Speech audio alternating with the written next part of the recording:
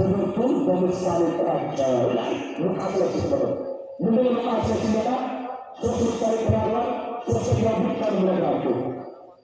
ምን አላቸው? የጠፋውታችን አስረኛው አንገቱ ተቀልጦ የሚኖረኝ ስለዚህ የቤተ ክርስቲያን ራሷ ጉልላታ ማነዋለ የጠፋ ማነዋለ ክርስቶስ ነው ይላል። እሷ ደግሞ የሙሽራው ምንድን ናት ይላል? አካሏ ናት ይላል። ተመልከቱ። ስለዚህ ክርስቶስ በወንጌል ምን ብሏል? በወንጌል ምን ብሏል? ሴትና ወንድ ወይም ደግሞ ባልና ሚስት ምንድን ናቸው ይላል? አንድ አካል አንድ አምሳል ናቸው ይላል። ተመልከቱ። ቤተ ክርስቲያን ይላታል። ቤተ ክርስቲያን ስለ ክርስቶስ ፈተና ቢመጣበት ፈተናውን ትጋፈጠዋለች እንጂ ሙሽራውን ግን አትክደውም ይላል። ሙሽራውን ግን አትክደውም ይላል። ስለ ሙሽራው ቤተ ክርስቲያን ታስባለች፣ እንጀት ትነዳለች። አያችሁ፣ የሙሽራውን ስም ግን አካሏን ግን አትክደውም። ለዘላለም ስትመሰክርለት ትኖራለች፣ ስትናገርለት ትኖራለች፣ ስጋውን ስትቀዳ ትኖራለች፣ ደሙን ስትፈትል ትኖራለች። ያለ ማቋረጥ እስከ ለተመጣች ድረስ ቤተ ክርስቲያን ሆና የክርስቶስን ስጋና ደም የማትቀዳ የማትፈትል የማታቀብል ቤተ ክርስቲያን በዚህ ዓለም ላይ የለችም ማለት ነው። ቤተ ክርስቲያኗ እውነተኛ ቤተ ክርስቲያን ወይም ደግሞ ቤተ ክርስቲያን መሆኗ የሚታወቅላት የክርስቶስ ስጋና ደም ስትፈትል ነው ይባላል። አያችሁ? አዎ፣ ታቦታቱ በተለያየ ስያሜ ሊሰጣቸው ይችላል። የትኛው ቤተ ክርስቲያን ላይ ግን የክርስቶስ ስጋና ደም ይፈተታል ማለት ነው። ክብርና ምስጋና ይግባው ለአምላካችን፣ ይህን ላደረገልን እግዚአብሔር አምላካችን። ተመልከቱ። አዎ፣ ቤተ ክርስቲያኗ በማርያም ስም ስትሰየም፣ በሚካኤል ስም፣ በገብርኤል ስም፣ በጻድቃን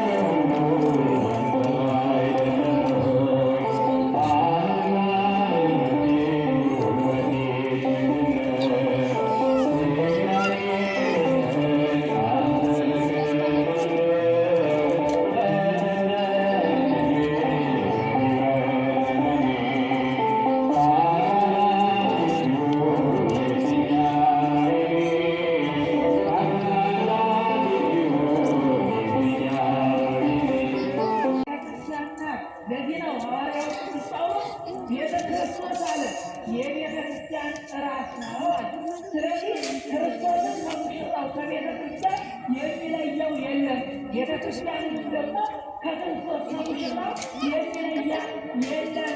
ለምን? ምስጢራቸው አንድ ነው፣ ተዋህደዋል። በደሙ መስርቷታል፣ በደሙ ዋሽቷታል፣ ተቤዥቷታል ማለት ነው። ስለዚህ በላ ይሄ ወደ እኛ ሲመጣ ሙሽራው የተባለ በዚህ ዓለም ስርዓተ ጋብቻቸው እንደ ኦርቶዶክስ አማኝ